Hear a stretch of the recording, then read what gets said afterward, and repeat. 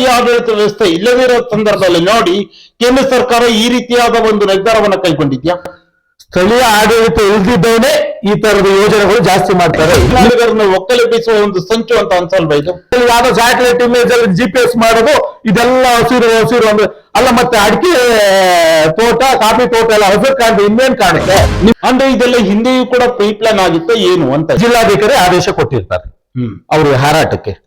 ಆದ್ರೆ ಜಿಲ್ಲಾಧಿಕಾರಿ ನನಗೆ ಗೊತ್ತಿಲ್ಲ ಅಂದಿರ್ತಾರೆ. ಉಗ್ರವಾದ ಹೋರಾಟದ ಅಗತ್ಯ ಇದೆ ಈ ಸಂದರ್ಭಕ್ಕೆ ಅಂತ ಅನ್ಸಲ್ವಾ? ಸೌಮ್ಯತೆ ಮೀರಿ ಹೋರಾಟಕ್ಕೆ ಹೇಳಿದ್ರೆ ನಡೆಯುತ್ತೆ ಅಂತ ಹೇಳ್ತಾ ಇದ್ದೀನಿ. ಹಾಯ್, ಹಲೋ, ನಮಸ್ಕಾರ. ನಾನು ಅಭಿಷೇಕ್ ಶೃಂಗೇರಿ. ಇವತ್ತಿನ ಈ ಒಂದು ವಿಶೇಷ ಸಂದರ್ಶನದಲ್ಲಿ ಕೇಂದ್ರ ಸರ್ಕಾರ ಈಗ ಮತ್ತೊಮ್ಮೆ ಪರಿಸರ ಸೂಕ್ಷ್ಮ ವಲಯದ ಈಗ ಒಂದು ಅಧಿಸೂಚನೆ, ಕರಡು ಅಧಿಸೂಚನೆಯನ್ನು ಹೊರಡಿಸಿರುವಂತದ್ದು. ಈ ಒಂದು ಅಧಿಸೂಚನೆ ಬಹುಶಃ ಮಲೆನಾಡು ಭಾಗಕ್ಕೆ ಒಂದು ರೀತಿಯಲ್ಲಿ ಮತ್ತೊಮ್ಮೆ ಮಲೆನಾಡಿಗರು ಒಂದು ದೊಡ್ಡ ಮಟ್ಟದಲ್ಲಿ ಹೋರಾಟ ಮಾಡುವ ಜೊತೆಯಲ್ಲಿ ಒಂದು ರೀತಿಯಲ್ಲಿ ಹಲವಾರು ತೊಂದರೆಗಳಾಗುವ ಸಾಧ್ಯತೆಗಳು ಕೂಡ ಇರುವಂತದ್ದು. ಈಗಾಗಲೇ ಮಲೆನಾಡಿಗೆ ಹಲವಾರು ಕಾನೂನುಗಳು, ಅರಣ್ಯ ಇಲಾಖೆ ಕಾನೂನುಗಳಾಗಿರ್ಬೋದು, ಕೇಂದ್ರ ಸರ್ಕಾರ, ರಾಜ್ಯ ಸರ್ಕಾರ ಹಲವಾರು ಕಾನೂನುಗಳು ಈಗ ಮಲೆನಾಡಿಗರಿಗೆ ಈಗ ತಲೆಬಿಸಿ ಉಂಟಾಗಿದೆ. ಅದರ ಜೊತೆಯಲ್ಲಿಯೇ ಈ ರೀತಿಯಾಗಿ ಮತ್ತೊಮ್ಮೆ ಈಗ ಅಧಿಸೂಚನೆಯನ್ನು ಹೊರಡಿಸಿರುವಂತದ್ದು ಇನ್ನೊಂದು ರೀತಿಯಲ್ಲಿ ಸಮಸ್ಯೆಗೆ ಉದ್ಭವವಾಗಿರುವಂತದ್ದು. ಈಗಾಗಲೇ ಅದರಲ್ಲೂ ಚಿಕ್ಕಮಗಳೂರು ಜಿಲ್ಲೆಯ ಎನ್ಆರ್ಪುರ, ಶೃಂಗೇರಿ, ಕೊಪ್ಪ ಆಗಿರ್ಬೋದು, ಮೂಡಿಗೆರೆ, ಕಳಸದ ಭಾಗಗಳು ಈಗ ಈ ಒಂದು ಪರಿಸರ ಸೂಕ್ಷ್ಮ ವಲಯದ ವ್ಯಾಪ್ತಿಗೆ ಈಗ ಅಧಿಸೂಚನೆಯಲ್ಲಿ ಬಂದಿರುವಂತದ್ದು. ಇದರ ವಿಚಾರ ಕುರಿತಾಗಿ ಚರ್ಚೆ ಮಾಡಲು ನಮ್ಮ ಜೊತೆ ಎನ್ಆರ್ಪುರ ತಾಲೂಕಿನ ರೈತ ಹಿತರಕ್ಷಣಾ ಸಮಿತಿಯ ಅಧ್ಯಕ್ಷರು ಹಾಗೆ ಹಲವಾರು ಈ ಅರಣ್ಯ ಇಲಾಖೆ ಸಂಬಂಧಪಟ್ಟ ಆಗಿರಬಹುದು, ಈ ಅರಣ್ಯ ವ್ಯಾಪ್ತಿಗೆ ಹಲವಾರು ಹೋರಾಟಗಳನ್ನ ನಿರಂತರವಾಗಿ ಮಾಡ್ಕೊಂಡು ಬಂದಿರುವಂತಹ ನಾಮನಾಗೇಶ್ವರ ನಮ್ಮ ಜೊತೆ ಇದ್ದಾರೆ. ಸರ್, ಕಾರ್ಯಕ್ರಮಕ್ಕೆ ಅತ್ಯಂತ ಆತ್ಮೀಯ ಸ್ವಾಗತ. ಓಕೆ, ಮೊದಲನೇದಾಗಿ ನಾಮನಾಗೇಶ್ವರೇ, ಈಗ ಕರಡು ಅಧಿಸೂಚನೆ ಈಗ ಬಂದಿರುವಂತದ್ದು ಪರಿಸರ ಸೂಕ್ಷ್ಮ ವಲಯದ ಕುರಿತಾಗಿ. ಅದರಲ್ಲಿ ಎನ್ಆರ್ಪುರ ಆಗಿರ್ಬೋದು, ಕೊಪ್ಪ, ಶೃಂಗೇರಿ, ಕಳಸದ ಭಾಗಗಳು ಹಾಗೆ ಬೇರೆ ಬೇರೆ ನಮ್ಮ ಒಂದು 5-6 ಜಿಲ್ಲೆಗಳ ವ್ಯಾಪ್ತಿಯ ಭಾಗಗಳು ಈಗ ಬಂದಿರುವಂತದ್ದು. ಇದ್ರ ಕುರಿತಾಗಿ ನಿಮ್ಮ ಮೊದಲ ರಿಯಾಕ್ಷನ್ ಏನು? ಇದು ಪದೇ ಪದೇ ಏನಂದ್ರೆ ಒಂದು ಭೂತನ್ ಬಿಟ್ಟು ಹೆದರಿಸುವ ರೀತಿಯಲ್ಲಿ ಆಗ್ತಾ ಇದೆ. ಆಕ್ಷೇಪಣೆ ಎಷ್ಟು ಸಲ ಸಲ್ಲಿಸೋದು? 2020 ಆಕ್ಷೇಪಣೆ ಸಲ್ಲಿಸಿ ಆಗಿದೆ. ಇದು ವಿರೋಧ ಹೋರಾಟ ಮಾಡಿ ಆಗಿದೆ.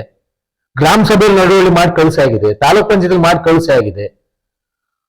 ನೋಡಿ, 2020 ತಾಲೂಕು ರೈತ ಸಮಿತಿಯಿಂದ ಇದ್ರ ವಿರೋಧವಾಗಿ ಹೋರಾಟ ಮಾಡಿ ಮತ್ತು ಬಫರ್ ಝೋನ್ ವಿರೋಧವಾಗಿ ಹೋರಾಟ ಮಾಡಿ ಪಕ್ಷಾತೀತವಾಗಿ ಎಲ್ಲ ರೈತ ಸಮಿತಿ, ಎಲ್ಲ ಸಂಘಟನೆಗಳ ಸಹಕಾರದಿಂದ ನಮ್ಮ ನರಸಿಂಹರಾಜಪುರ ತಾಲೂಕನ್ನ ಬಂದ್ ಕರೆದು ಒಂದು ಉಗ್ರತನದ ಬಗ್ಗೆ ಒಂದು ನ್ಯಾಯದ ರೀತಿಯಲ್ಲಿ ಹೋರಾಟ ನಡೆದಿತ್ತು.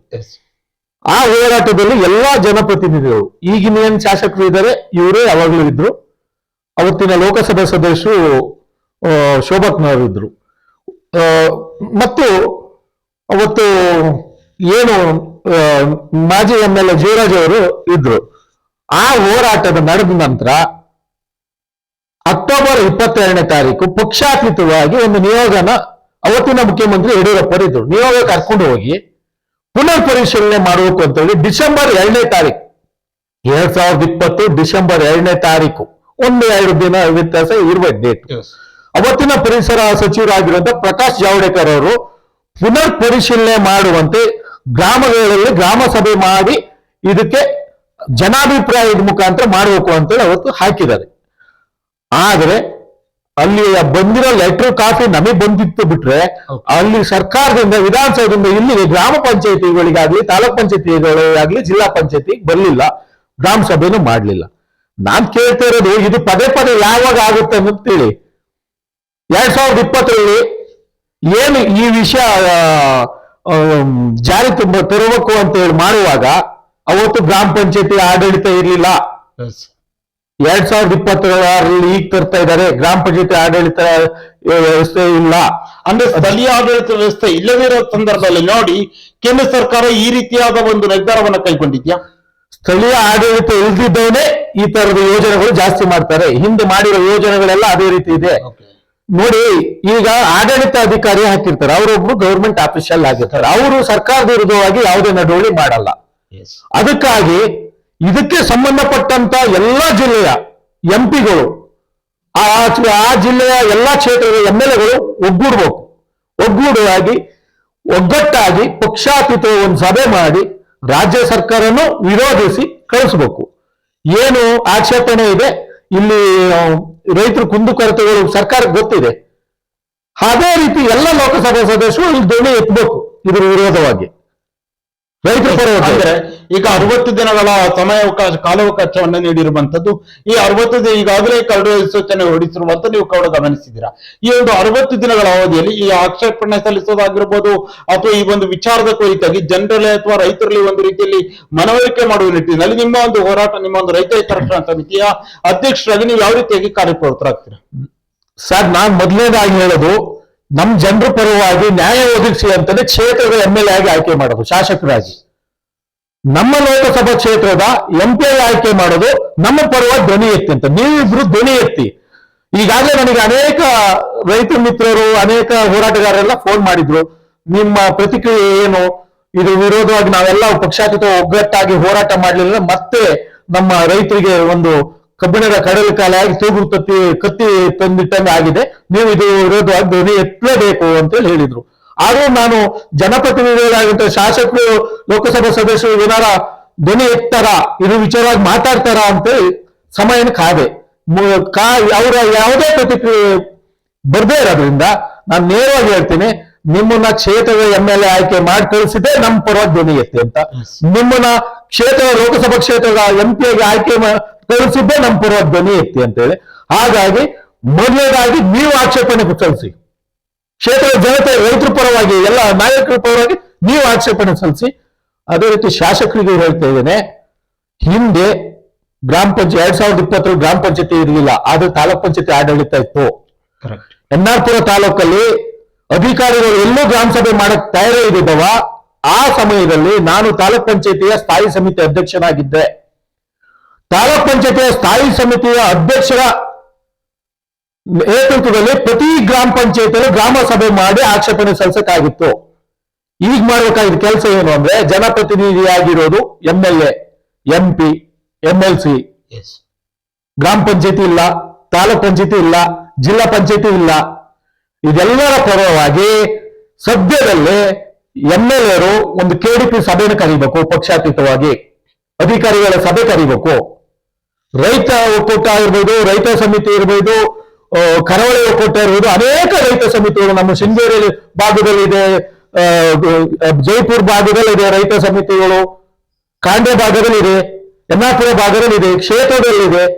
ಎಲ್ಲ ರೈತ ಮುಖಂಡರನ್ನು ಕರೆದು ಅವತ್ತು ಒಂದು ಆದೇಶ ಮಾಡಬೇಕು. ಇವಾಗೆ ಪ್ರತಿ ಗ್ರಾಮ ಪಂಚಾಯತಿ PDOಗಳನ್ನು ಕರೆಸಿ ನೀವು ಆಕ್ಷೇಪಣೆ ಗ್ರಾಮ ಪಂಚಾಯತಿ ಮುಖಾಂತರ ವಿಶೇಷ ಗ್ರಾಮ ಸಭೆ ಕರೆದು ಆಕ್ಷೇಪಣೆ ಸಲ್ಲಿಸಿ ಅಂತೇಳಿ ನೀವು ಕ್ಷೇತ್ರದ MLA ಆಗಿ ಮಾಡುವ ಕರ್ತವ್ಯ ಇದೆ. ಅಂದ್ರೆ ಅದೇ ರೀತಿ MP ಅವರಿಗೂ ಈ ಕರ್ತವ್ಯ ಇದೆ.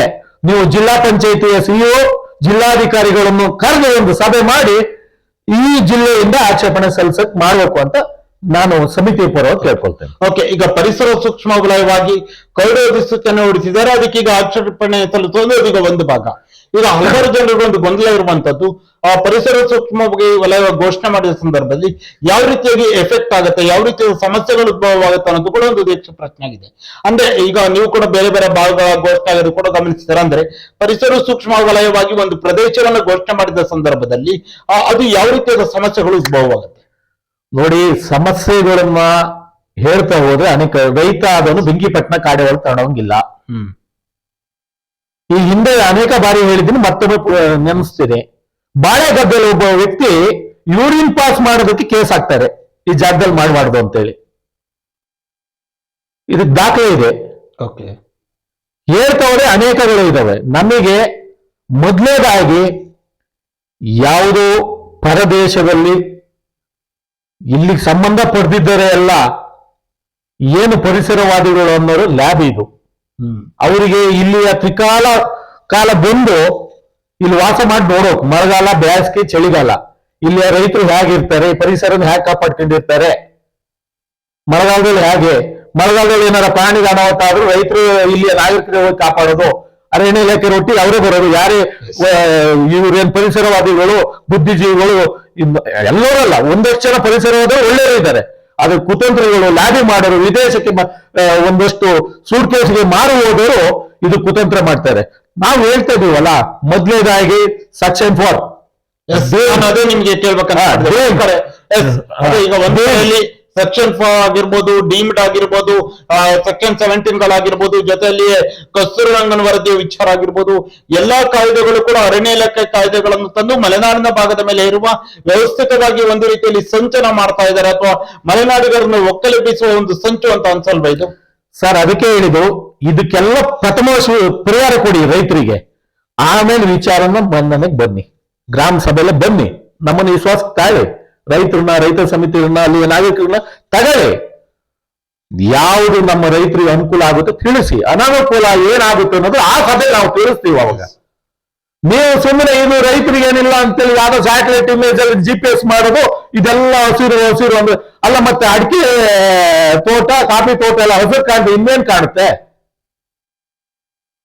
ನಿಜವಾದ ಪರಿಸರವಾದಿಗಳು ರೈತರು.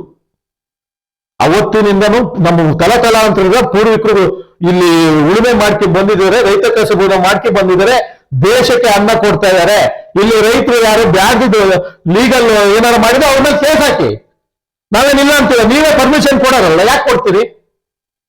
ಅವಶ್ಯಕತೆ ಇರೋದನ್ನ ರೈತರು ಮಾಡ್ತಾ ಇದ್ದಾರೆ. ಅದಕ್ಕಾಗಿ ನಾನು ಹೇಳ್ತಾ ಇದ್ದೀನಿ, ಯಾವುದೇ ಕಾರಣದಿಂದನೂ ಈ ಅತಿ ಸೂಕ್ಷ್ಮ ವಲಯನ ಮಾಡಬಾರ್ದು. ಮಾಡ್ಬೇಕಾದ್ರೆ ನೀವು ಬೇರೆ ಬೇರೆ ಏನು ಈಗಾಗಲೇ ಇದಾವಲ್ಲ, ಡೀಮ್ಡು, ಸೆಕ್ಷನ್ 4, 17 ಇದೆಲ್ಲ ಪರಿಹಾರ ಮಾಡಿ 2020 ಇನ್ನು 6 ತಿಂಗಳು 2 ವರ್ಷದ ಒಳಗೆ ನಾವು ಏನ್ ಡೀಮ್ಡು, ಸೆಕ್ಷನ್ 4 ಇದೆಲ್ಲ ಕ್ಲಿಯರ್ ಮಾಡ್ತೀವಿ ಅಂತ ಕೊಡೂರು ಆಕ್ಷೇಪಣೆ ಸಲ್ಲಿಸಿದ್ರಿ. ಎಷ್ಟು ವರ್ಷ ಆಯ್ತು? ಓಕೆ, ಹಿಂದೆ ಕೂಡ 2020ರಲ್ಲಿ ಕರಡು ಅಧಿಸೂಚನೆ ಬಂದ ಸಂದರ್ಭದಲ್ಲಿ ನೀವು ಆಕ್ಷೇಪಣೆಯನ್ನು ಸಲ್ಲಿಸ್ತೀರಾ. ಈಗ 6 ವರ್ಷಗಳು ಕೂಡ ಆಗಿರುವಂತದ್ದು. ಇಂತಹ ಸಂದರ್ಭದಲ್ಲಿ ಮತ್ತೊಮ್ಮೆ ಈಗ ಕರಡು ಅಧಿಸೂಚನೆ ಬಂದಿರುವಂತ, ಅಂದ್ರೆ ಒಂದು ರೀತಿಯಲ್ಲಿ ಈ ಒಂದು ಕಾನೂನನ್ನ ಅಥವಾ ಈ ಒಂದು ಕಾಯ್ದೆಯನ್ನ ಈ ಒಂದು ಇದನ್ನ ಹೇರಲೇಬೇಕು ಅನ್ನುವ ರೀತಿಯಲ್ಲಿ ಸರ್ಕಾರಗಳು ಡಿಸೈಡ್ ಮಾಡಿದ ರೀತಿ ಕಂಡು ಬರಲ್ವಾ ಇದು? ಸರ್ ಅದಕ್ಕೆ ಹೇಳ್ತಾ ಇರೋದು, ನಾನು ಈಗ ಒಟ್ಟಾರೆಯಾಗಿ ನಮ್ಮ ಸಮಿತಿನಿಗಳು ಇತರ ರೈತ ಸಮಿತಿಗಳು ಒಳ್ಳೆ ಕೆಲಸ ಮಾಡಿದ್ದಾವೆ, ನಮ್ಮ ಮಲೆನಾಡು ಉಳಿಬೇಕು ಅನ್ನೋ ರೀತಿಯಲ್ಲಿ ನೋಡ್ತಾ ಇದ್ದಾರೆ. ಪೋಸ್ಟ್ ಕಾರ್ಡ್ ಅಭಿಯಾನ ಆಗಿದೆ, ಹೋರಾಟ ಆಗಿದೆ, ಜನಜಾಗೃತಿ ಸಭೆ ಆಗಿದೆ, ಬಂದ್ ಕರೆ ಆಗಿದೆ, ಆಕ್ಷೇಪಣೆ ಸಲ್ಲಿಸಾಗಿದೆ, ಮುಖ್ಯಮಂತ್ರಿ ಹುಟ್ಟಿ ನಿಯೋಗ ಹೋಗಿ ಆಗಿದೆ. ಇದೇ ಕರಾವಳಿ ಒಕ್ಕೂಟದವರು ನಮ್ಮ ರವೀಂದ್ರ ನಾಯಕ್ ಅಂತ ಹೇಳಿ ಬಾಳೆನೂರು ಮಠದಲ್ಲಿ ಒಂದು ವಿಶೇಷ ಒಂದು ಸಭೆಯನ್ನು ಮಾಡಿದ್ದಾರೆ. ಆ ತರದಲ್ಲಿ ಅನೇಕ ಆಗ್ತಾ ಇದೆ. ಆಕ್ಷೇಪಣೆ ಎಷ್ಟು ಸಲ ಸಲ್ಲಿಸೋದು? ನಿಮಗೆ ಬುದ್ಧಿ ಇಲ್ಲ. ಕೇಂದ್ರ ಪರಿಸರದ ಅರಣ್ಯ ಸಚಿವರು ಅವಾಗ ಏನು ಪ್ರಕಾಶ್ ಜಾವಡೇಕರ್ ಒಂದು ಅವ್ರ ಲೆಟರ್ ಬರೆದಿದ್ದಾರೆ ಅಂದ್ರೆ ಅದನ್ನು ನೋಡೋ ಮನಸ್ಥಿತಿ ಇಲ್ಲ. ಮತ್ತೊಮ್ಮೆ ಆಕ್ಷೇಪಣೆ ಅಂತ ಏನಿದೆ? ಮಕ್ಕಳಾಟನ? ದಯವಿಟ್ಟು ರೈತರ ಒಟ್ಟು ಚೆಲ್ಲಾಟ ಆಡಬೇಡಿ. ಇದೇ ತರ ರೈತರ ಒಟ್ಟಿಗೆ ನಾವು ಚೆಲ್ಲಾಟ ಆಡಿದ್ರೆ ಶಾಸಕರು, ಲೋಕಸಭಾ ಸದಸ್ಯರು ಇದಕ್ಕೆ ಪ್ರತಿಕ್ರಿಯೆ ಸರಿಯಾಗಿ ಕೊಡ್ದೇನೆ ಆಕ್ಷೇಪಣೆ ಸಲ್ಲಿಸಲಿಲ್ಲ ಅಂದ್ರೆ ಗ್ರಾಮ ಪಂಚಾಯತಿ PDOಗಳಿಗೆ, ಜಿಲ್ಲಾಧಿಕಾರಿಗೆ ಮತ್ತು ಜಿಲ್ಲಾ ಪಂಚಾಯತಿ CEO ಗೆ, ತಾಲೂಕ್ ಪಂಚಾಯತಿ EOಗೆ ಕರೆಕ್ಟ್ ಆಗಿ ಆದಷ್ಟು ಬೇಗ ಈ 60 ದಿನ ಕೊಟ್ಟಲ್ಲ 30 ದಿನದವರೆಗೆ ಆಕ್ಷೇಪಣೆ ಸಲ್ಲಿಸಕ್ಕೆ ಆದೇಶ ಮಾಡಬೇಕು. ಅದೇ ರೀತಿ KDP, ಜಿಲ್ಲಾ KDPನು ಜಿಲ್ಲಾ ಉಸ್ತುವಾರಿ ಮಂತ್ರಿ ಒಟ್ಟಿಗೆ ಲೋಕಸಭಾ ಸದಸ್ಯರು ಎಲ್ಲ MLAಗಳು ಸೇರಿ ಸಭೆ ಮಾಡಿ ಆಕ್ಷೇಪಣೆ ಸಲ್ಲಿಸಬೇಕು ಅಂತ ನಮ್ಮ ಸಮಿತಿಯ ಪರವಾಗಿ ಕೇಳ್ಕೊಂತೇವೆ.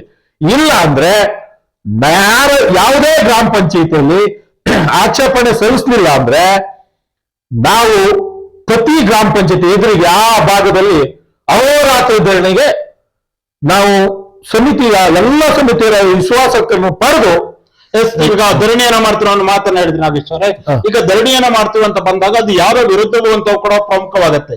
ಈಗ ನಿಮ್ಮ ಒಂದು ಧರಣಿ ರಾಜ್ಯ ಸರ್ಕಾರ ವಿರುದ್ಧವೋ, ಅರಣ್ಯ ಇಲಾಖೆ ವಿರುದ್ಧನ, ಕೇಂದ್ರ ಸರ್ಕಾರದ ವಿರುದ್ಧನ? ಎರಡು ಇರುತ್ತೆ ಸರ್. ರಾಜ್ಯ ಸರ್ಕಾರ ಅಂದ್ರೆ ಇಲ್ಲಿ MLA ಇದ್ದಾರೆ, ಶಾಸಕರು ಇದ್ದಾರೆ, ಇವರು ಮುಖ್ಯಮಂತ್ರಿಗಳ ಹತ್ರ ಇಲ್ಲಿಂದ ಪ್ರಥಮವಾಗಿ ವಿರೋಧಿಸಿ ಕಳಿಸ್ಬೇಕು, ನಮ್ಮ ರೈತರ ಪರವಾಗಿ ಇಲ್ಲಿ ಬದುಕಿಗೆ ತೊಂದರೆ ಆಗುತ್ತೆ ಅಂತೇಳಿ. ಇಲ್ಲಿಯ MLAರು, ಉಸ್ತುವಾರಿ ಮಂತ್ರಿಗಳು ಕೇಳಿಸ್ಬೇಕು. ನೆಕ್ಸ್ಟ್ ಲೋಕಸಭಾ ಸದಸ್ಯರು. ನಮಗೆ ನೋಡ್ರಿ, ರೈತರಿಗೆ 2 ಕಣ್ಣನ್ನು ಮುಗಿಸ್ತೀವಿ ಅಂತ ಬರುವಾಗ ನಮಗೆ ಯಾರ ಪರ ಇಟ್ಕೊಂಡು ಏನ್ ಮಾಡ್ಬೇಕಲ್ಲ, 2 ಪರ ವಿರೋಧವಾಗಿ ನಮ್ಮ ಹೋರಾಟ ಇರುತ್ತೆ. ರೈತರ ಪದವನ್ನ ಬಳಸಿದ್ರಿ, ಅಲ್ಲಿ ಇನ್ನೊಂದು ಪದ ಆಡ್ ಮಾಡಿ ಮಲೆನಾಡಿನ ರೈತರನ್ನು. ಮಲೆನಾಡಿನ ರೈತರು ಸರ್, ಮಲೆನಾಡಿನ ರೈತರು, ನಾವು ಮಲೆನಾಡಿನ ರೈತರ ಪರವಾಗಿ ಪದೇ ಪದೇ ಏನೇ ವಿಚಾರ ಬಂದಾಗಲೂ ಧ್ವನಿ ಎತ್ತಿದೀವಿ, ಹೋರಾಟ ಮಾಡಿದೀವಿ, ಮುಂದೆ ಮಾಡ್ತೇವೆ. ದಯವಿಟ್ಟು ಹೇಳ್ತಾ ಇದ್ದೀನಿ, ಅಧಿಕಾರಿಗಳು ಅಷ್ಟೇ, ಇಲ್ಲಿ ಬಾಡಿ ಇಲ್ಲ, ಪಂಚಾಯತಿ ಬಾಡಿ ಇಲ್ಲ, ತಾಲೂಕ್ ಪಂಚಾಯತಿ ಬಾಡಿ ಇಲ್ಲ, ಜಿಲ್ಲಾ ಪಂಚಾಯತಿ ಬಾಡಿ ಇಲ್ಲ ಅಂತ ಏನಾರ ಬೇಜವಾಬ್ದಾರಿ ಮಾಡಿದ್ರೆ ಮುಂದಿನ ಹೋರಾಟದ ತೀವ್ರತೆನ ನೀವು ಅನುಭವಿಸಬೇಕಾಗುತ್ತೆ. ಇದಕ್ಕೆ ಕಾರಣ ಏನು ಅಂತ ಹೇಳ್ತೀನಿ ಕೇಳಿ. ಈಗಾಗಲೇ ನಾವು ತಾಲೂಕು ಸಮಿತಿಯಿಂದ ಸದ್ಯದಲ್ಲೇ ತಾಲೂಕು ಉಪಾಧ್ಯಕ್ಷರು ಮತ್ತೆ ಎಲ್ಲ ಪದಾಧಿಕಾರಿಗಳನ್ನು ಕರೆದು ಸಭೆ ಮಾಡಿ ಮುಂದಿನ ತೀರ್ಮಾನ ಏನ್ ಮಾಡ್ಬೇಕು ಅಂತೇಳಿ ಒಂದು ನಿರ್ಧಾರ ಕೈಗೊಳ್ತೀವಿ. ಅದೇ ರೀತಿ ಕ್ಷೇತ್ರದಲ್ಲಿ ಮಲೆನಾಡು ನಾಗರಿಕ ರೈತ ಹಿತರಕ್ಷಣಾ ಸಮಿತಿಯ ಎಲ್ಲ ಪದಾಧಿಕಾರಿಗಳನ್ನು ಕರೆದು ಸಭೆ ಮಾಡಿ ಮುಂದಿನ ತೀರ್ಮಾನ ಏನ್ ಮಾಡ್ಬೇಕು ಅಂತೇಳಿ ನಂತರ ನಮ್ಮ ಎಲ್ಲ ರೈತ ಸಮಿತಿಗಳು ಎಲ್ಲ ಸಂಘಟನೆಗಳ ಅಭಿಪ್ರಾಯನ ಪಡೆದು ಪಕ್ಷಾತೀತ ಒಂದು ಸಭೆ ಕರೆದು ಹೋರಾಟದ ತೀರ್ವನ್ನು ಯಾವ ರೀತಿ ಮಾಡಬೇಕು ಅನ್ನೋದು ಮುಂದಿನ ಹಂತದಲ್ಲಿ ತಿಳಿಸ್ತೀವಿ. ಓಕೆ, ಇನ್ನೊಂದು ಪ್ರಮುಖವಾಗಿ ಗಮನಿಸ್ತಾ ಹೋದ್ರೆ ಹಾ, ಸರ್. ಅರಣ್ಯ ಇಲಾಖೆ ಆಗಿರ್ಬೋದು, ಸರ್ಕಾರಗಳ ಕಾಯ್ದೆಗಳು ಕೆಲವೊಂದು ಭಾಗಗಳಿಗೆ ಮಾತ್ರ ಸೀಮಿತವಾಗಿರೋದನ್ನ ಕೂಡ ನಾವು ಗಮನಿಸಬಹುದು. ಅದರಲ್ಲೂ ಚಿಕ್ಕಮಗಳೂರು ಜಿಲ್ಲೆ ಆಗಿರ್ಬೋದು, ಉಡುಪಿ ದಕ್ಷಿಣ ಕನ್ನಡ ಆಗಿರ್ಬೋದು, ಉತ್ತರ ಕನ್ನಡ ಆಗಿರ್ಬೋದು, ಶಿವಮೊಗ್ಗ, ಕೊಡಗು, ಹಾಸನ, ಚಾಮರಾಜನಗರ ಏನು ಅರಣ್ಯ ವ್ಯಾಪ್ತಿ ಇರ್ಬೋದು, ಅಥವಾ ಏನು ಹಚ್ಚ ಹಸಿರಿನ ಪ್ರದೇಶ ಅಂತ ಏನು ಕರಿತೀವೋ, ಅಥವಾ ಹೆಚ್ಚಿನ ಕೃಷಿ ಚಟುವಟಿಕೆ ಆಗುವಂತ ಪ್ರದೇಶಗಳು, ಮಲೆನಾಡಿನ ಸುತ್ತಮುತ್ತಲಿನ ಭಾಗಗಳೇ ಕೂಡ ಈ ಒಂದು ಅರಣ್ಯ ಇಲಾಖೆಯ ಅಥವಾ ಇಲಾಖೆಗಳ ಕಾಯ್ದೆಗಳು ಬರ್ತಾರೆ. ಅಂದ್ರೆ ಒಂದು ರೀತಿಯಲ್ಲಿ ಇದು ಒಂದು ಕೆಟ್ಟ ವಾತಾವರಣದ ಒಂದು ಸಂಸ್ಕೃತಿ ಆದ್ರೆ, ಇನ್ನೊಂದು ಗಮನಿಸ್ತಾ ಹೋದ್ರೆ ಎಲ್ಲರನ್ನು ಕೂಡ ಒಕ್ಕಲೆಬ್ಬಿಸುವ ಒಂದು ಕುತಂತ್ರನ ಅಥವಾ ಒಂದು ಪ್ರಯತ್ನನ, ಅಂದ್ರೆ ಇದು ನೇರವಾಗಿ ಕೇಳ್ತೇನೆ, ಕೇಂದ್ರ ಸರ್ಕಾರದ ಪ್ರಯತ್ನನ. ಸರ್, ಯಾವುದೇ ಕಾರಣದಿಂದನೋ ಈ ಪ್ರಯತ್ನ ಏನೇ ಮಾಡಿದ್ರು ನಾವು ಯಾರು ರೈತರು ಬಗ್ಗಲ್ಲ. ತಲತಲಾಂತರದಿಂದ ಇಲ್ಲಿ ವಾಸ ಮಾಡ್ಕೆ ಬಂದಿದ್ದೀವಿ. ನೋಡಿ, ನಮ್ಮಲ್ಲಿ ರೈತರಲ್ಲಿ ಹೋರಾಟದ ಕಿಚ್ಚು, ಒಗ್ಗಟ್ಟಿನ ಬಲ ಇನ್ನೂ ಆಗ್ಬೇಕಾಗಿದೆ ಮಲೆನಾಡು ಭಾಗದಲ್ಲಿ. ಯಾಕೆ ಹೇಳ್ತಾ ಇದ್ದೀನಿ ಅಂದ್ರೆ, ಅಂದು ನಮ್ಮ ಎಡೇಳಿ ನರಸಿಂಹರಾಜಪುರ ತಾಲೂಕಲ್ಲಿ ಭದ್ರಾ ಡ್ಯಾಮ್ ಮಾಡಿ ಒಂದಷ್ಟು ಸ್ಥಳಾಂತರ ಮಾಡಿದ್ರು. ಕರೆಕ್ಟ್. ಹೆಬ್ಬೆಯಿಂದ ಸ್ಥಳಾಂತರ ಮಾಡಿದ್ರು. ಇದು ಕುದುರೆಮುಖದಿಂದ ಒಂದಷ್ಟು ಸ್ಥಳಾಂತರ ಆಯ್ತು. ಈ ಕೆರೆಕಟ್ಟೆ ಹೇಳ್ತವ್ರೆ ಅನೇಕ ಇದೆ ನಮ್ಮ ಜಿಲ್ಲೆಯಲ್ಲಿ. ಯಾಕೆ ಅಂದ್ರೆ ಎಲ್ಲರೂ ಆ ಟೈಮಲ್ಲಿ ಮೌನ ವಹಿಸ್ಕೊಂಡಿದ್ರು. ಅವರಿಗೆಲ್ಲ ನಮಗೇನು, ಅವರಿಗೆಲ್ಲ ನಮಗೇನು ಅಂತ. ಯಾರಿಗೆ ಬಹುಶಃ ಎಲ್ಲರ ಬುಡಕ್ಕೂ ಕೂಡ ಬೆಂಕಿ ಬಿದ್ದಿರುವಂತದ್ದು ಈಗ ಬಿದ್ದಿದೆಯಲ್ಲ, ಈಗ ಬಿದ್ದಿದೆ. ಯಾಕೆಂದ್ರೆ ನಮ್ಮ ಮೌನ ಅವ್ರು ದುರುಪಯೋಗ ಮಾಡ್ಕೊಂತ ಇದ್ದಾರೆ. ನಾವೆಲ್ಲರೂ ಒಟ್ಟಾಗಬೇಕು, ಪಕ್ಷಾತೀತವಾಗಿ ನಿಲ್ಬೇಕು. ನಮ್ಮ ಬದುಕಿನ ಹಕ್ಕಿಗೆ, ನಾವು ಮಾಡಿರೋ ಕೃಷಿ ಸಾಗುವಳಿ ಭೂಮಿನ ಉಳಿಸ್ಕೊಳಕ್ಕೆ, ಇದಕ್ಕೆ ನಾವು ಒಗ್ಗಟ್ಟಾಗಿ ಹೋರಾಟ ಮಾಡಿದ್ರೆ ಮಾತ್ರ ಉಳಿಸಕ್ ಸಾಧ್ಯ. ಅದೇ ರೀತಿ ಜನಪ್ರತಿನಿಧಿಗಳು ನಿಮ್ಮ ಕರ್ತವ್ಯವನ್ನ ಪಾಲನೆ ಮಾಡಿ ಇಲ್ಲಿಯ ಕ್ಷೇತ್ರದ ಜನತೆಯ, ಜಿಲ್ಲೆಯ ಜನತೆಯ, ಮಲೆನಾಡಿನ ಜನತೆಯ ಪರವಾಗಿ ನಿಲ್ಬೇಕು ಅಂತ ಹೇಳ್ತೀನಿ. ಓಕೆ, ಇತ್ತೀಚಿನ ಒಂದು 3-4 ತಿಂಗಳ 4-5 ತಿಂಗಳ ಹಿಂದೆ ನಾವು ಹೋದಾಗ ಒಂದು ಲಘು ವಿಮಾನ ಹಾರಾಟ ಎಲ್ಲವನ್ನ ನೋಡ್ಕೊಂಡು ನೀವು ಕೂಡ ಗಮನಿಸಿದ್ದೀರಾ, ನೀವು ಕೂಡ ಸ್ಟೇಟ್ಮೆಂಟ್ಗಳನ್ನ ಕೂಡ ಆ ಸಂದರ್ಭದಲ್ಲಿ ನೀಡಿದ್ರಿ. ಬಹುಶಃ ಆ ಲಘು ವಿಮಾನ ಯಾವೆಲ್ಲ ಪ್ರದೇಶಗಳಲ್ಲಿ ಹಾರಿತ್ತು, ಆ ಎಲ್ಲಾ ಪ್ರದೇಶಗಳು ಕೂಡ ನನಗೆ ತಿಳಿದ ಮಟ್ಟಿಗೆ, ವೈಯಕ್ತಿಕವಾಗಿ ನನಗೆ ತಿಳಿದ ಮಟ್ಟಿಗೆ, ನಾನು ಗಮನಿಸಿದ ಮಟ್ಟಿಗೆ, ಶಿವಮೊಗ್ಗ ಆಗಿರ್ಬೋದು, ನಮ್ಮ ಬಾಳೆಹೊನ್ನೂರು ಭಾಗ ಆಗಿರ್ಬೋದು, ಕೊಪ್ಪ, ಶೃಂಗೇರಿ, ನರಪುರ ಯಾವೆಲ್ಲ ಭಾಗಗಳಲ್ಲಿ ಹಾರಾಡಿತ್ತು, ಆ ಎಲ್ಲಾ ಭಾಗಗಳು ಕೂಡ ಬಹುತೇಕ ಭಾಗಗಳು ಅತಿ ಸೂಕ್ಷ್ಮ ವಲಯದಲ್ಲಿ ಬಂದಿರುವಂತದ್ದು. ಅಂದ್ರೆ ಇದೆಲ್ಲ ಹಿಂದೆಯೂ ಕೂಡ ಪ್ರೀ ಪ್ಲಾನ್ ಆಗಿತ್ತು ಏನು ಅಂತ ಇದು. ಸರ್, ಈ ಲಘು ವಿಮಾನ ಹಾರಾಡ್ದವ ನಾನು ಪ್ರಥಮವಾಗಿ ಜಿಲ್ಲಾಧಿಕಾರಿಗಳಿಗೆ ಫೋನ್ ಮಾಡಿ ಕೇಳಿದ್ದೆ, ನಮಗ್ ಮಾಹಿತಿ ಇಲ್ಲ ಅಂದ್ರು. ಪೊಲೀಸ್ ವರಿಷ್ಠಾಧಿಕಾರಿ ಫೋನ್ ಮಾಡಿ ಕೇಳಿದ್ದೆ, ನಮಗ್ ಮಾಹಿತಿ ಇಲ್ಲ ಅಂದ್ರು. CCF ಮಾಡಿದ್ದೆ, ನಾನು ಯಾರು ಕೇಳಿ ಹೇಳ್ತೀನಿ ಅಂತೇಳಿ. ಆಮೇಲೆ ಫೋನ್ ಮಾಡಿದ್ರು ಅವರು, ಅವರೊಬ್ರು ರಿಪೀಟೆಡ್ ಫೋನ್ ಮಾಡಿದ್ರು. ಮತ್ತೆ ಇವರಿಬ್ರು ಗೊತ್ತಿಲ್ಲ. MLA ಫೋನ್ ಮಾಡಿದ್ದೆ, MLA ಇಲ್ಲ ನನಗೆ ಏನು ಗೊತ್ತಿಲ್ಲ, ಅದು 5-6 ವರ್ಷಕ್ಕೊಂದ್ಸಲ ನಡೆಯುತ್ತೆ ಅಂದ್ರು. ಇದೇ ಮಾತನ್ನ ಲೋಕಸಭಾ ಸದಸ್ಯರು ಫೋನ್ ಮಾಡಿದ್ರು, ಅವರು ಹೇಳಿದ್ರು ಇಲ್ಲ ಇದ್ರ ಹಿಂದೆ ಏನೋ ಇದೆ, ನೀವು ಮೌನ ವಹಿಸಬೇಡಿ. ಸರಿ, 6 ವರ್ಷ ಹಿಂದೆ ಅಂದ್ರೆ 2020 ನಡೆದಾಗ ಅಧಿಸೂಚನೆ ಬಂದಿತ್ತು. ಈಗ 2026 ಅದು ಸರ್ವೆ ಆಗಿದೆ, ಅಧಿಸೂಚನೆ ಬಂದಿದೆ. ಈ ತರ ಮಾಡ್ತಾ ಇದಾರೆ ಅಂತ ಹೇಳಿದ್ದೆ. ಆದ್ರೆ ನಾವು ಕೇಳ್ತಾ ಇರೋದು ಇದನ್ನೆಲ್ಲ ಜಿಲ್ಲಾಧಿಕಾರಿ ಅವರು ಆಮೇಲೆ ನಂತರ ತಮ್ಮ ಮಾಧ್ಯಮದಲ್ಲಿ ನೋಡಿದೆ, 6 ತಿಂಗಳ ಮುಂಚೆನೆ ಪರ್ಮಿಷನ್ ತಗೊಂಡು ಜಿಲ್ಲಾಧಿಕಾರಿ ಆದೇಶ ಕೊಟ್ಟಿರ್ತಾರೆ ಅವ್ರ ಹಾರಾಟಕ್ಕೆ. ಆದ್ರೆ ಜಿಲ್ಲಾಧಿಕಾರಿ ನನಗೆ ಗೊತ್ತಿಲ್ಲ ಅಂದಿರ್ತಾರೆ. ಇದು ಎಲ್ಲಿ ತಂದು ಜನ ಮೂರ್ಖರು ಮಾಡ್ತಾ ಇದ್ದೀರಾ, ಇಲ್ಲ ರೈತರು ಮೂರ್ಖರು ಮಾಡ್ತಾ ಇದ್ದೀರಾ? ದಯವಿಟ್ಟು ಹೇಳ್ತೀವಿ, ಈ ತರದ ವಿಚಾರದ ಬಗ್ಗೆ ಬಹಳ ಹಗುರವಾಗಿ ಕಾಣಬೇಡಿ. ನಾನು ನೇರವಾಗಿ ಕೇಳ್ತೇನೆ, 6 ತಿಂಗಳ ಹಿಂದಿನ ಲಘು ವಿಮಾನ ಹಾರಾಟಕ್ಕೂ ಈ ಒಂದು ಕಾಯ್ದೆ, ಈಗ ಈ ಒಂದು 6 ತಿಂಗಳ ಹಿಂದೆ ಬಂದಂತ ಒಂದು ಲಘು ವಿಮಾನ ಜೊತೆಯಲ್ಲಿ ಈಗ ಅಧಿಸೂಚನೆ ಬಂದಿರೋದಕ್ಕೂ ಸಂಬಂಧ ಇದೆಯಾ ಸರ್? ಯಾಕೆ ನೋಡಿದ್ರೆ ಅದು ಒಂದ್ ಸ್ವಲ್ಪ ಎದ್ದು ಕಾಣುತ್ತಲ್ಲ. ಹಿಂದೆ 2020 ಇದೇ ತರ ಆಯಿತು, ಈಗ 2026 ಬಂದಿದೆ. ನೋಡಿ ಅರಣ್ಯ ಇಲಾಖೆದು ಯಾವ ತರ ಇರುತ್ತೆ ಅಂದ್ರೆ ಹೇಳ್ತೀನಿ. 1998 2000ನೇ ಇಸ್ವಿ ಆಜುಬಾಜಲ್ಲಿ ಹೆಬ್ಬೆನ್ ಬಿಡಿಸಿದ್ರು, ಬಫರ್ ಝೋನ್ ಮಾಡಿ ಹುಲಿ ಯೋಜನೆ ಮಾಡಿ. ಅದು ಕಾಟ ಎಲ್ಲಿ ಬಂತು ಅಂದ್ರೆ 2018ರಲ್ಲಿ ಗೊತ್ತಾಯ್ತು. ಸಾರಿಯಾ, ಅಲಿಲಿ, ಕೊಳಲಿ ಇದನ್ನೆಲ್ಲ ಬಫರ್ ಝೋನ್ ಸೇರಿಸ್ಕಿಂತೀವಿ. ನಾವು ಯಾವಾಗ ತಾಲೂಕಲ್ಲಿ ಹೋರಾಟ ಮಾಡಿದ್ರು ಅಲ್ಲಿಯೇ ಕೈ ಬಿಟ್ರು. 2008ರಲ್ಲಿ ಬಫರ್ ಝೋನ್ ನಮ್ ಗ್ರಾಮ ಸೇರಿಸ್ಕೊಳ್ಳಿ ಅಂತ ಹೇಳಿ ಗ್ರಾಮ ಪಂಚಾಯತಿಯ ಕಾರ್ಯದರ್ಶಿಗಳು ಅಧ್ಯಕ್ಷಗಳೇ ಲೆಟರ್ ಕೊಟ್ಟಿದ್ದಾರೆ ಅಂತ ಹೇಳಿದ್ರು. ಅದ್ರ ತೀವ್ರತೆ 2020ರಲ್ಲೇ ಗೊತ್ತಾಗ್ತು. ಈ ಅರಣ್ಯ ಇಲಾಖೆಯ ಕಾಯ್ದೆಗಳಿದೆಯಲ್ಲ 15-20 ವರ್ಷದ ನಂತರದಲ್ಲಿ ಅದ್ರ ಕಾವು ಜ್ವರ ಗೊತ್ತಾಗದು. ಅಲ್ಲಿವರೆಗೂ ಅವ್ರು ಏನು ತೋರಿಸ್ಕೊಳ್ಳಲ್ಲ. ಇವೆಲ್ಲವೂ ಅಲ್ಲಿ. ಹಾಗಾಗಿ ನಮ್ಮ ರೈತರು ಏನಾಗಿದೆ, ಅವತ್ತಿನೂ ಕೇಳ್ತದೆ ಕಣ, ಏನೂ ಆಗಿಲ್ಲ ಕಣ ಅಂತ. ಏನೂ ಆಗ್ದೇನೆ ಕೆರೆ ಕಟ್ಟಲ್ಲಿ ಬಿಡಿಸ್ತಾ ಇಲ್ಲ, ಏನೂ ಆಗ್ದೇನೆ ಹೆಬ್ಬೆಲ್ ಬಿಡಿಸಿದಲ್ಲ, ಏನೂ ಆಗ್ದೇನೆ ಕುದುರೆ ಮುಖದಲ್ಲಿ ಬಿಡಿಸಿದಲ್ಲ. ಪ್ಲಾನ್ ಅಲ್ಲ, ತಕ್ಷಣದ ಪ್ರೀ ಪ್ಲಾನ್ ಅಲ್ಲ, ಹಂತವಾಗಿ ಬಿಡಿಸುವ ಒಂದು ಪ್ಲಾನ್. ನಮ್ಮನ್ನು ಹೊಡಿತಾರೆ. ದೊಡ್ಡ ರೈತರಿಗೆ ಮಾತ್ರ, ಸಣ್ಣ ರೈತರಿಗೆ ಇಲ್ಲ ಅಂತಾರೆ. ಸಣ್ಣ ರೈತರು ಇದ್ ಮಾಡ್ತಾರೆ, 5 ಎಕರೆ ಒಳಗಲ್ಲ 3 ಎಕರೆ ಅಂತಾರೆ. ನಮ್ಮಲ್ಲೇ ರೈತರನ್ನ ಡಿವೈಡ್ ಮಾಡ್ತಾರೆ. ಇದಕ್ಕೆ ಯಾರು ಇದು ಮಾಡ್ಬೇಡಿ. ನಾವು ಹೇಳ್ತಿರೋದು ಇಷ್ಟೇ ನೋಡ್ರಿ, ಸಾಗುವಳಿ ಮಾಡಿದಾರೇನ್ರಿ, ಅವ್ನು ದೊಡ್ಡ ರೈತನೋ ಸಣ್ಣ ರೈತನೋ ಬಡ ರೈತನೋ ರೈತನೇ ಸಾಗುವಳಿ ಮಾಡಿರೋನು ಅವನ ಮನೆಯಲ್ಲಿ ಒಂದು 50-60 ಅಡಿ ಮನೆ ಕಟ್ಕೊಂಡು ಒಂದು 10 ಗಿಡ ನಟ್ಟು ಅವನು ರೈತದೆ. ಅವರು ಬೆಳೀತಿರೋದು. ನಮ್ಮಲ್ಲಿ ಯಾವುದೇ ಡಿವೈಡ್ ಬೇಡ. ನಿಮಗೆ ಯಾವ್ದಾರ ಕಂಪ್ನಿಗಳಿಗೆ ಒಂದಷ್ಟು ಲೀಸಿ ಕೊಟ್ಟು ಆ ತರದವ್ರು ಏನ್ ಮಾಡ್ತಿರ್ತಾರೆ ಮಾಡಿ. ಆದ್ರೆ ರೈತರು ಅಂತೇಳಿ ಅವ್ನು ದೊಡ್ಡ ರೈತ ಅವರು ಸಣ್ಣ ರೈತ ಅಂತ ಭೇದ ಭಾವ ಮಾಡಕ್ ಬಂದ್ರೆ ಮುಂದಿನ ಹಂತದಲ್ಲಿ ಉಗ್ರತನವಾಗಿ ಮಲೆನಾಡಿನ ಒಂದು ಏನು ಸಂಪ್ರದಾಯವನ್ನು ಮೀರಿ ಹೋರಾಟ ಮಾಡ್ಬೇಕಾಗುತ್ತೆ. ಈ ಹೋರಾಟ ಅಂತ ಬಂದಾಗ, ಅರಣ್ಯ ವಿಚಾರಕ್ಕೆ ಬಂದಾಗ ಹೋರಾಟಗಳು ಘೋಷಣೆಗಳಾಗಿರ್ಬೋದು, ಭಾಷಣಗಳಿಗೆ ಸೀಮಿತ, ಹಲವಾರು ಬಂದ್ ಮಾಡಿರಲು ಕೂಡ ನೋಡಿದ್ದೇವೆ. ಪ್ರಾಣಿಗಳಿಂದ ಮನುಷ್ಯನಿಗೆ ತೊಂದರೆ ಆದಾಗ ಉಗ್ರವಾದ ಹೋರಾಟವನ್ನು ಕೂಡ ನೋಡಿದ್ದೇವೆ. ಬಹುಶಃ ಇಂತಹ ಸಂದರ್ಭದಲ್ಲಿ ಸರ್ಕಾರಗಳಿಗೆ ಬಿಸಿ ಮುಟ್ಟಿಸುವ ನಿಟ್ಟಿನಲ್ಲಿ ಉಗ್ರವಾದ ಹೋರಾಟದ ಅಗತ್ಯ ಇದೆ ಈ ಸಂದರ್ಭಕ್ಕೆ ಅಂತ ಅನ್ಸಲ್ವಾ? ಅದನ್ನೇ ಹೇಳಿದೆ ಸರ್, ಇಲ್ಲಿವರೆಗೂ ಸೌಮ್ಯತೆ ಮೇಲೆ ಹೋರಾಟ ಆಗಿದೆ. ಅದಕ್ಕೆ ಮಲೆನಾಡಿನ ಸೌಮ್ಯತೆಯನ್ನು ಮೀರಿ ಹೋರಾಟ ಮಾಡಬೇಕಾಗುತ್ತೆ ಅಂತ ನೋಡಿ. ವಿಚಾರವಾಗಿ ಒಂದಷ್ಟು ಹೋರಾಟಕ್ಕೆ ಬಂದವ ಒಬ್ಬೊಬ್ರದ್ದು ಒಂದೊಂದು ನೋವಿನ ಘಟನೆಗಳು ಇರ್ತವೆ. ಆ ನೋವಿನ ಘಟನೆಯಲ್ಲಿ ಯಾರೋ ಒಬ್ಬ ಒಂಚೂರು ವರ್ತನೆ ಚೇಂಜ್ ಮಾಡ್ತಾರೆ. ಲಾಟಿನೇ ಎತ್ಬಿಟ್ರೆ ಪರಿಹಾರ ಅಲ್ಲ. ಕಾಂಡ್ಯದಲ್ಲಿ ಹೋರಾಟ ನಡೆಯುವಾಗ ಲಾಠಿ ಚಾರ್ಜ್ ಅವಶ್ಯಕತೆ ಇತ್ತಾ?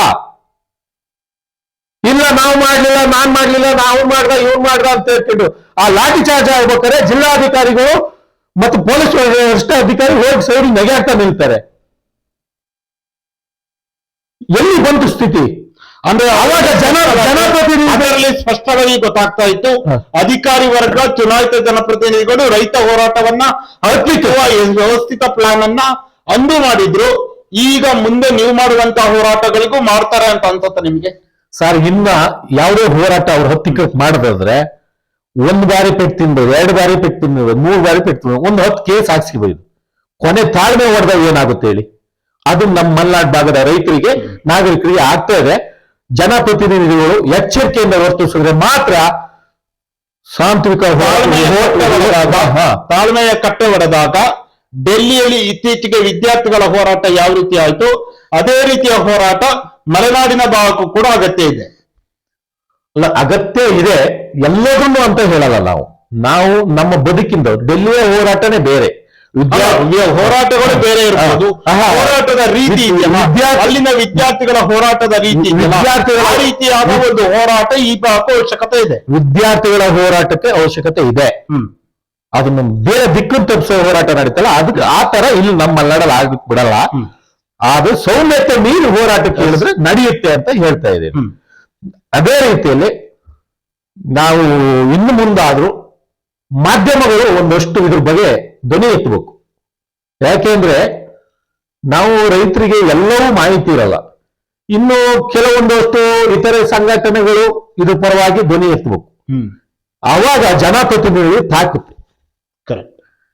ದಯವಿಟ್ಟು ಯಾವುದೇ ಕಾರಣದಿಂದ ಈಗಾಗಲೇ ನಮ್ಮ ಮಲೆನಾಡಿ ಮಾಡಿರೋ ಯೋಜನೆಗಳು ಸಾಕು, ಈ ಕರಡು ಅಧಿಸೂಚನೆ ಹೊರಡಿಸೋದು ಬೇಡ ಅಂತ ತಮ್ಮ ವಾಹಿನಿ ಮುಖಾಂತರ ಕೇಳ್ಕೊಳ್ತೇವೆ.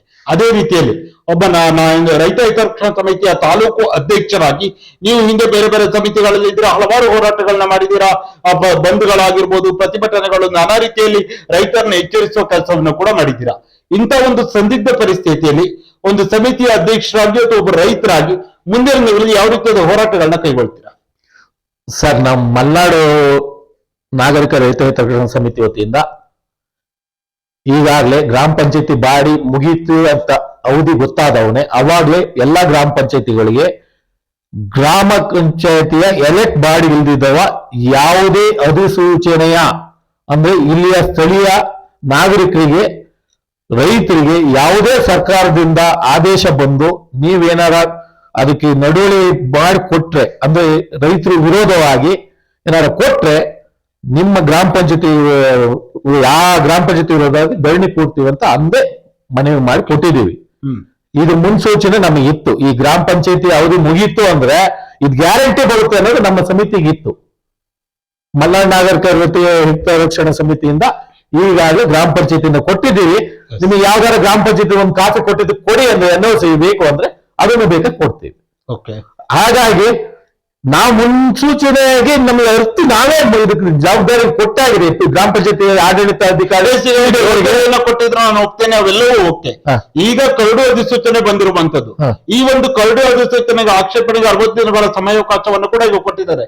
ಇಂತಹ ಸಂದರ್ಭದಲ್ಲಿ ಹೋರಾಟಗಳಾಗಿರ್ಬೋದು, ಆಕ್ಷೇಪಣೆ ಸಲ್ಲಿಸುವ ನಿಟ್ಟಿನಲ್ಲಿ ನಿಮ್ಮ ರೈತ ಹಿತರಕ್ಷಣಾ ಸಮಿತಿ ಯಾವ ರೀತಿಯಾಗಿ ಕಾರ್ಯಪ್ರವೃತ್ತ ಆಗುತ್ತೆ? ಈಗ ಜನಪ್ರತಿನಿಧಿಗಳಾಗಿ ತಿಳಿಸಿದೀವಿ, ಅವ್ರ ಕರ್ತವ್ಯ ಮಾಡ್ತಾರೆ. ಅವ್ರ KDP ಸಭೆ ಕರೆದು ಇದುವರೆಗೂ ಕರ್ತವ್ಯಗಳನ್ನ ನಿರ್ವಹಿಸದ ಜನಪ್ರತಿನಿಧಿಗಳು ಈಗ ಅವರ ಕರ್ತವ್ಯವನ್ನು ಅರಿತು ನಿರ್ವಹಿಸ್ತಾರೆ ಅನ್ನುವ ನಂಬಿಕೆ ಇದೆಯಾ ನಿಮಗೆ? ಅದಕ್ಕಾಗಿ ಹೇಳಿದ್ದೀನಿ, ಆ ಕರ್ತವ್ಯ ನಿರ್ವಹಿಸಲು ಇಡುವುದ್ರೆ ನಾವು ತಾಲೂಕಿನ ರೈತ ಸಮಿತಿಯಿಂದನೋ ಕ್ಷೇತ್ರದ ರೈತ ಸಮಿತಿಯಿಂದ ಒಂದು ಸಭೆ ಸೇರಿ ಮುಂದಿನ ದಿನದಲ್ಲಿ ಯಾವ ತರದ ಹೋರಾಟ ಮಾಡಬೇಕು, MLA ಮನೆ ಇದ್ದು ಧರಣಿ ಕೂರ್ಬೇಕಾ, MP ಮನೆ ಇದ್ದು ಧರಣಿ ಕೂರ್ಬೇಕಾ, ಅಥವಾ MLC ಮನೆ ಧರಣಿ ಕೂರ್ಬೇಕಾ, ಇವನ್ನೆಲ್ಲ ತೀರ್ಮಾನನ ಅಲ್ಲಿ ಹೇಳ್ತೀವಿ. ನಾವು ಒಂದೇ ಸಲ ಇದೇ ಹೋರಾಟ ಅಂತ ಮಾಡೋದು ಗ್ಯಾರಂಟಿ. ಇವರು ಬೇಜವಾಬ್ದಾರಿತನ ವಹಿಸಿದ್ರೆ, ಯಾವುದೇ ಅಧಿಸೂಚನೆಗೆ ವಿರೋಧ ಮಾಡಲಿಲ್ಲ ಅಂದ್ರೆ ಅದು MLA, MP, ರಾಜ್ಯ ಸರ್ಕಾರ, ಜಿಲ್ಲಾ ಉಸ್ತುವಾರಿ ಮಂತ್ರಿಗಳು ಮತ್ತು ಗ್ರಾಮ ಪಂಚಾಯತಿಯ ಎಲ್ಲ ಅಭಿವೃದ್ಧಿ ಅಧಿಕಾರಿಗಳು ಆಕ್ಷೇಪಣೆ ಸಲ್ಲಿಸಬೇಕು, ವಿಶೇಷ ಗ್ರಾಮ ಸಭೆ ಕರೀಬೇಕು. ಇದ್ರ ಜವಾಬ್ದಾರಿ ಇರೋದು MP, MLA.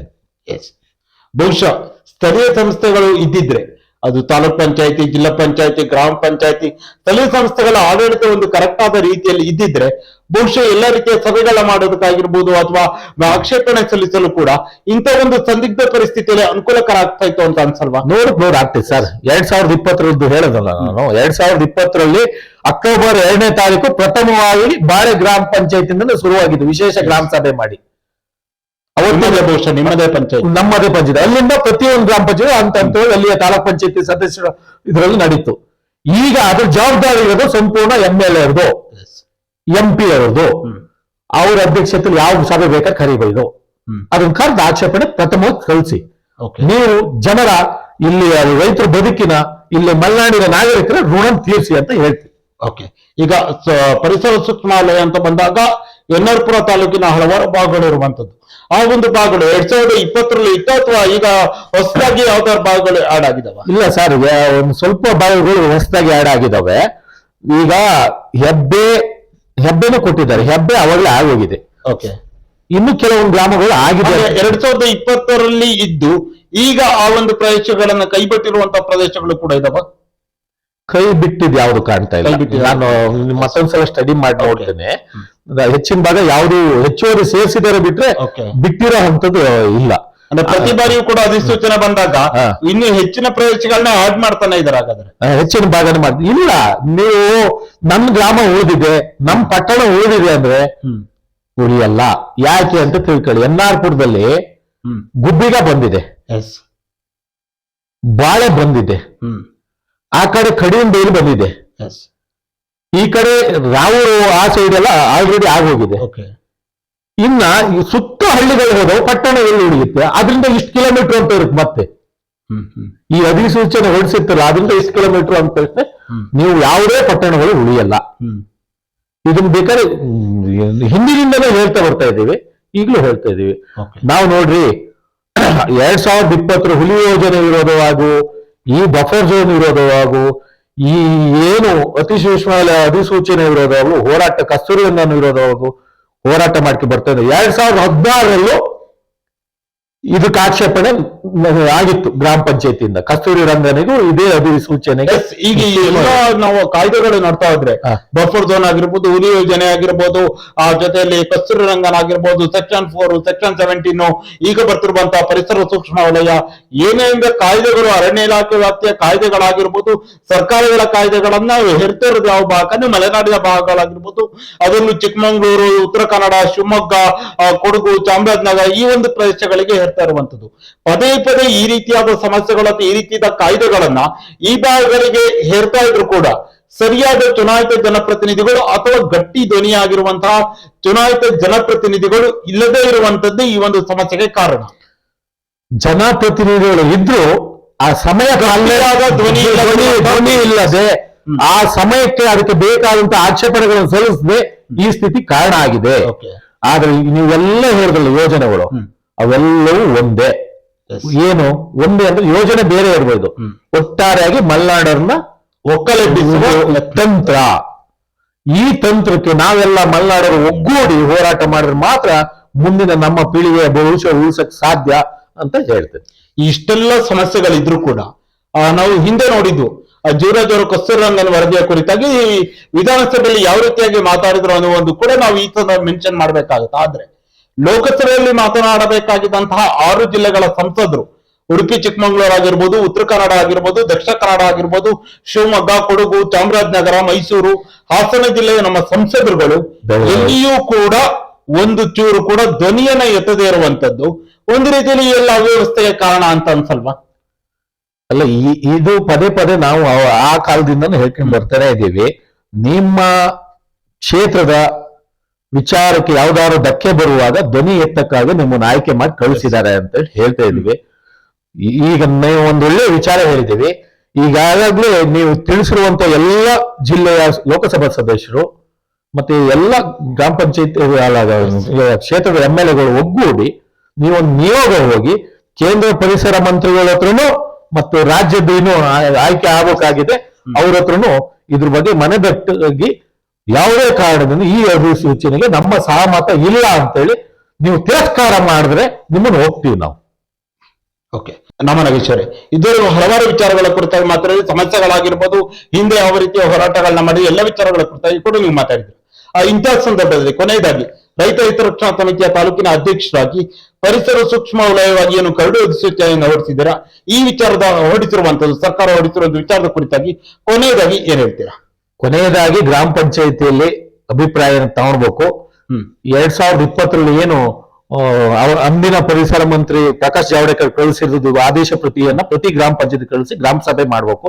ಅದೇ ರೀತಿ ರಾಜ್ಯ ಸರ್ಕಾರವನ್ನು ಇದನ್ನ ಘಂಟಘೋಷವಾಗಿ ಈ ಕರಡು ಅಧಿಸೂಚನೆಗೆ ನಮ್ಮ ಸಹಮತ ಇಲ್ಲ, ರಾಜ್ಯದ ಜನತೆಗೆ, ರಾಜ್ಯದ ಏನು ರೈತರ ಬದುಕಿನ, ಮಲೆನಾಡಿನ ರೈತರ ಬದುಕಿನ ಪರವಾಗಿ ವಿರೋಧಿಸ್ತೀವಿ ಅಂತ ಮಾಡ್ಬೇಕು ಅಂತ ಕೇಳ್ಕೊಂತೀವಿ. ಓಕೆ, ನಮ್ಮ ನಾಗೇಶ್ವರ, ಇದುವರೆಗೂ ಒಂದು ಸಂದರ್ಶನ ಭಾಗವಹಿಸಿ ಸರ್ಕಾರ ಅದ್ರ ಮಧ್ಯದಲ್ಲಿ ಇನ್ನೂ ಹೇಳ್ತಾ ಇದ್ದೇನೆ, ನಮ್ಮ ಕ್ಷೇತ್ರ ಅಂತಲ್ಲ ಎಲ್ಲಾ ಭಾಗದ ರೈತ ಇಲ್ಲಿ ಇದೇನು ಈ ಅತಿ ಸೂಕ್ಷ್ಮ ಅಧಿಸೂಚನೆ ಯಾವ ವ್ಯಾಪ್ತಿಯಲ್ಲಿ ಇರುತ್ತೆ ತಾವೆಲ್ಲರೂ ಅಲ್ಲಿ ಪಕ್ಷ ಭೇದ ಮಾಡಿತು ಎಲ್ಲಾ ಸಂಘಟನೆಯರು ಅಲ್ಲಿಯ ನಾಗರಿಕರು ಒಟ್ಟುಗೂಡಿ ಹೋರಾಟ ಮಾಡಿ. ಯಾಕಂದ್ರೆ 2020ರಲ್ಲಿ ಪ್ರಥಮವಾಗಿ ರಾಜ್ಯದಲ್ಲಿ ದೇಶದಲ್ಲೇ ಪ್ರಥಮವಾಗಿ ಧ್ವನಿ ಎತ್ತಿದ್ದು ನಮ್ಮ ಯನ್ನಾಪುರ ತಾಲೂಕಲ್ಲಿ. 2024ರಲ್ಲಿ ಕ್ಷೇತ್ರವನ್ನು ಬಂದ್ಕರ್ದು ಪ್ರಥಮವಾಗಿ ಏನು ರೈತರನ್ನ ಒಕ್ಕಲೆಬ್ಬಿಸ್ತಾರೆ, ಸಾಗುವಳಿ ಮಾಡಿರೋ ಬೆಳೆಯನ್ನು ತೆರವುಗೊಳಿಸ್ತಾರೆ ಅನ್ನೋ ಪ್ರಥಮವಾಗಿ ಹೋರಾಟ ಮಾಡಿ ನಮ್ಮ ಶೃಂಗೇರಿ ಕ್ಷೇತ್ರದ ಮತ್ತೆ ಎಲ್ಲಾ ಕಡೆ ನಡೆದಿದೆ. ಅದಕ್ಕಾಗಿ ನಮ್ಮ ಶೃಂಗೇರಿ ಕ್ಷೇತ್ರದ ಎಲ್ಲ ನಾಗರಿಕ ಮಿತ್ರರಿಗೂ, ರೈತರಿಗೂ, ಎಲ್ಲ ಸಂಘಟಕರ ಕೈ ಮುಖ್ಯ ಇರ್ತದೆ. ಹೋರಾಟ ನೇತೃತ್ವ ಯಾರ ತಗೊಳ್ಳಿ ಒಗ್ಗಟ್ಟಾಗಿ ಹೋರಾಟ ಮಾಡೋಣ, ನಮ್ಮ ಬದುಕಿಗೆ ನ್ಯಾಯ ಕೇಳೋಣ. ಓಕೆ, ನಾಮ ನಾಗೇಶ್ವರ, ಇದುವರೆಗೆ ಒಂದು ಸಂದರ್ಶನ ಭಾಗವಹಿಸಿ ಪರಿಸರ ಸೂಕ್ಷ್ಮ ವಲಯವಾಗಿ ಘೋಷಣೆ ಮಾಡಿದ ವಿಚಾರದಿಂದಾಗಿರ್ಬೋದು, ಯಾವ ರೀತಿಯಾಗಿ ಸಮಸ್ಯೆಗಳಾಗತ್ತೆ, 2020ರಲ್ಲಿ ಕರಡು ಸೂಚನೆ ಬಂದಾಗ ಯಾವ ರೀತಿಯಾಗಿ ನೀವು ಹೋರಾಟಗಳನ್ನ ಮಾಡಿದ್ರಿ, ಮನವಿಯನ್ನು ಸಲ್ಲಿಸಿದ, ಆಕ್ಷೇಪಣೆ ಸಲ್ಲಿಸಿದ ವಿಚಾರ ಆಗಿರ್ಬೋದು, ಈಗ ಯಾವ ರೀತಿಯಾಗಿ ಕ್ರಮವನ್ನು ಕೈಗೊಳ್ಳಬೇಕು, ಹಾಗೆ ಸರ್ಕಾರಗಳಲ್ಲಿ ಇರುವಂತಹ ಚುನಾಯಿತ ಜನಪ್ರತಿನಿಧಿಗಳು ಯಾವ ರೀತಿಯಾಗಿ ಆಕ್ಷೇಪಣೆಯನ್ನು ಸಲ್ಲಿಸಬೇಕು, ಮುಂದಿನ ನಮ್ಮ ಹೋರಾಟದ ವಿಚಾರ ಆಗಿರ್ಬೋದು, ಎಲ್ಲ ವಿಚಾರಗಳ ಕುರಿತಾಗಿ ಒಂದು ಚರ್ಚೆಯಲ್ಲಿ ಭಾಗವಹಿಸಿದ್ದಕ್ಕಾಗಿ ನಮ್ಮ ಸೇರಿ ಸಮಾಚಾರ ತಂಡದ ವತಿಯಿಂದ ನಿಮ್ಗೆ ಹೃತ್ಪೂರ್ವಕ ಧನ್ಯವಾದಗಳು. ತಮಗೂ ಧನ್ಯವಾದಗಳು ಸರ್. ನೋಡಿದ್ರಲ್ಲಿ ವೀಕ್ಷಕರೇ, ಇದು ಏನು ಇತ್ತೀಚೆಗೆ ಬಂದಿರುವಂತಹ ಕರಡು ಅಧಿಸೂಚನೆ, ಏನು ಪರಿಸರ ಸೂಕ್ಷ್ಮ ವಲಯವಾಗಿ ಕರಡು ಅಧಿಸೂಚನೆ ಬಂದಿರುವ ವಿಚಾರದ ಕುರಿತಾಗಿ ರೈತ ಹಿತ ರಕ್ಷಣಾ ಸಮಿತಿ NR ಪುರ ತಾಲೂಕಿನ ಅಧ್ಯಕ್ಷರಾಗಿರುವಂತಹ ನಾಮ ನಾಗೇಶ್ ಅವರ ಜೊತೆಗಿನ ವಿಶೇಷ ಸಂದರ್ಶನ. ನಮಸ್ಕಾರ.